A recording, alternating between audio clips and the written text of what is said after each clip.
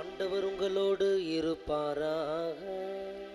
உம் ஆன்மாவோடும் இருப்பாராக. மத்தேயு எழுதிய தூய நற்செய்தியிலிருந்து வாசகம். ஆண்டவரே மாட்சி உமக்கே. மத்தேயு நற்செய்தி அதிகாரம் 23 இறை வார்த்தைகள் 1 தொடங்கி 12 வரை. அக்காலத்தில் இயேசு மக்கள் கூட்டத்தையும் தம் சீடரையும் பார்த்து கூறியது: மறைநூல் அறிஞரும் பரிசேயரும் மோசேயின் அதிகாரத்தை கொண்டிருக்கின்றனர்.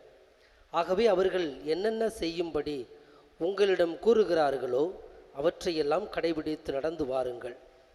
ஆனால் அவர்கள் செய்வது போல நீங்கள் செய்யாதீர்கள். ஏனெனில் அவர்கள் சொல்வார்கள், செயலில் காட்ட மாட்டார்கள்.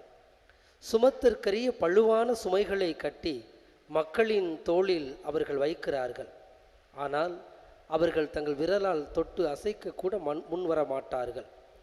தாங்கள் செய்வதெல்லாம் மக்கள் பார்க்க வேண்டுமென்றே அவர்கள் செய்கிறார்கள்.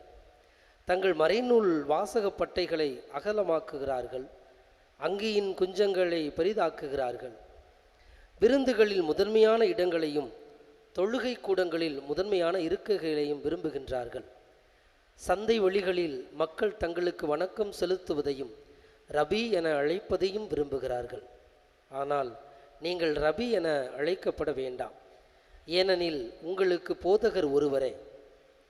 நீங்கள் யாவரும் சகோதர சகோதரிகள்.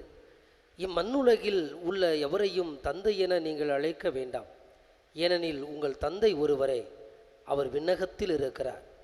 நீங்கள் ஆசிரியர் எனவும் அழைக்கப்பட வேண்டாம், ஏனெனில் கிறிஸ்து ஒருவரே உங்கள் ஆசிரியர். உங்களுள் பெரியவர் உங்களுக்கு தொண்டராக இருக்க வேண்டும்.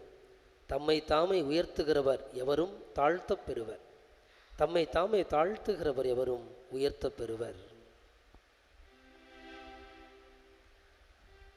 ஆண்டவரின்